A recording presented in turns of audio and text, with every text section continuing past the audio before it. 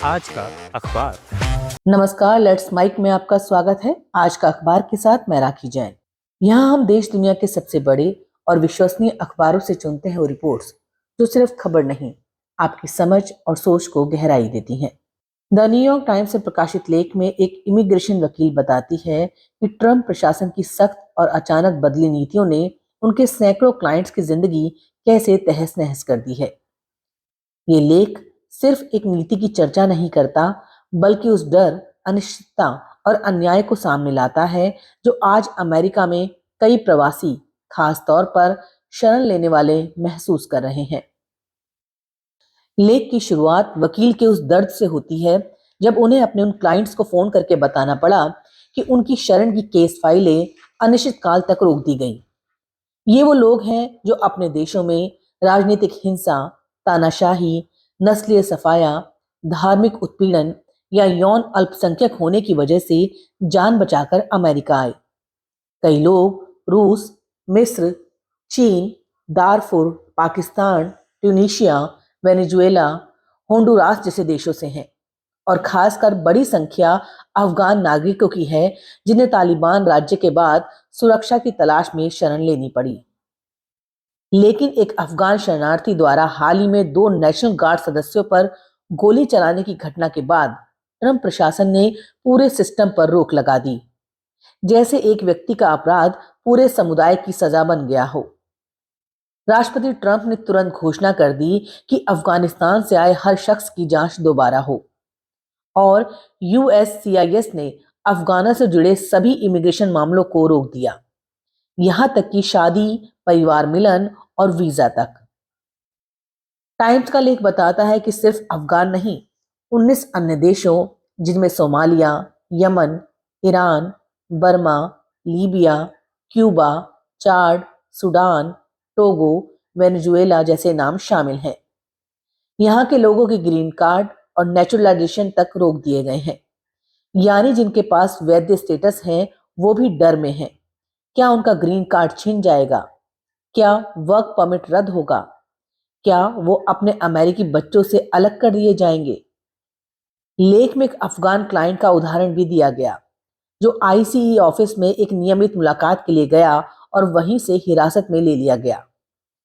वकील को अलग कर दिया गया। परिवार को 24 घंटे तक पता नहीं था कि वो कहाँ है।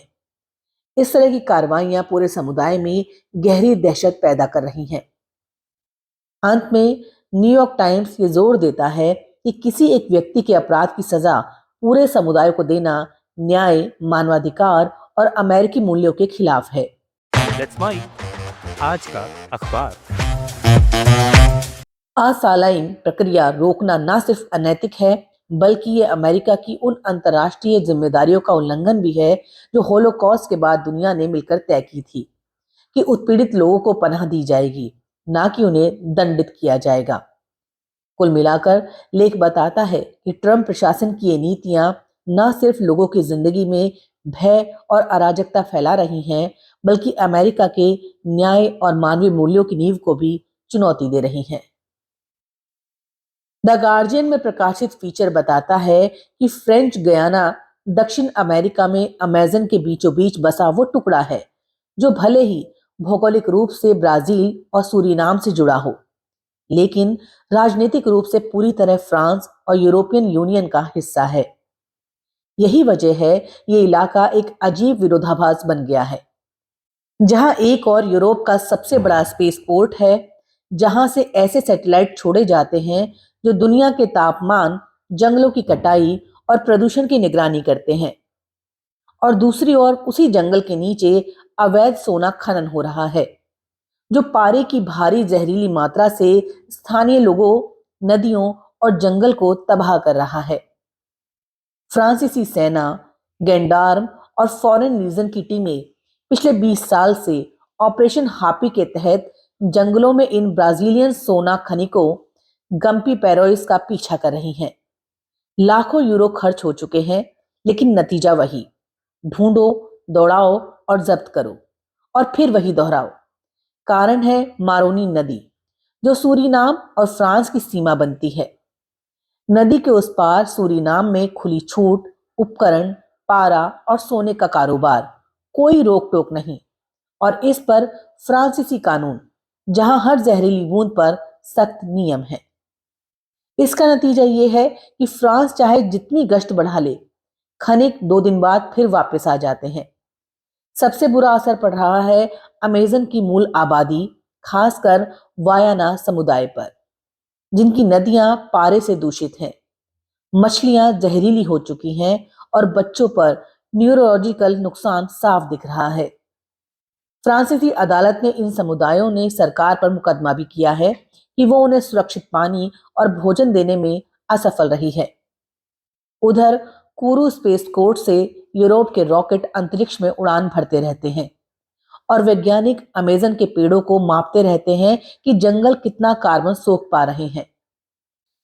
यही विडंबना है, स्पेस से यूरोप दुनिया को बचाने का डेटा इकट्ठा करता है, लेकिन उसी जगह जमीन पर वो अपनी ही हदों में अवैध खनन रोक पाने में असहाय है।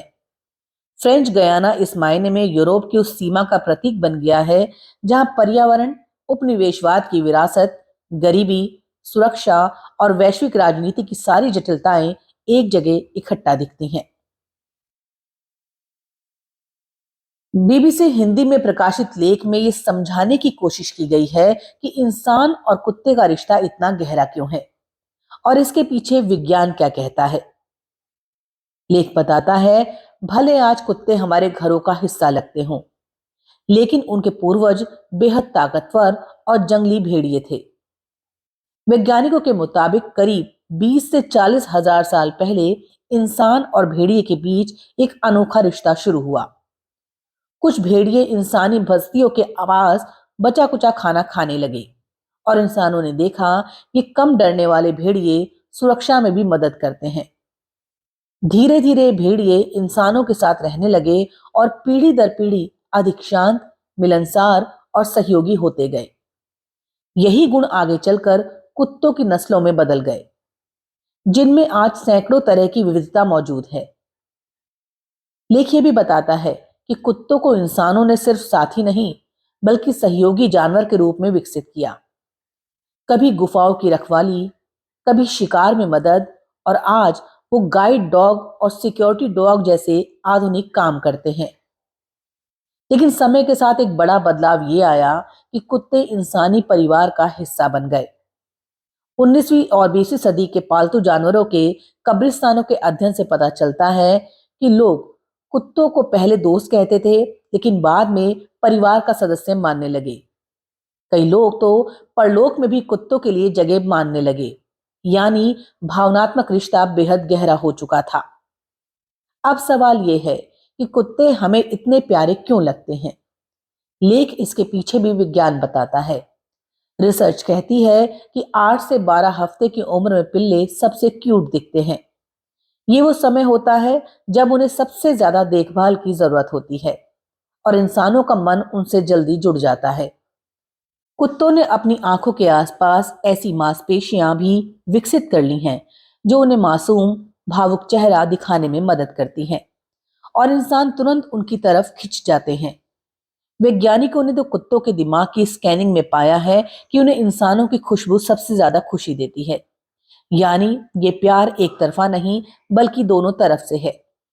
समग्र रूप से लेख कहता है कि इंसान और कुत्तों का रिश्ता सिर्फ भावनाओं का नहीं बल्कि विकास, विज्ञान और हजारों साल पुराने साथ का नतीजा है।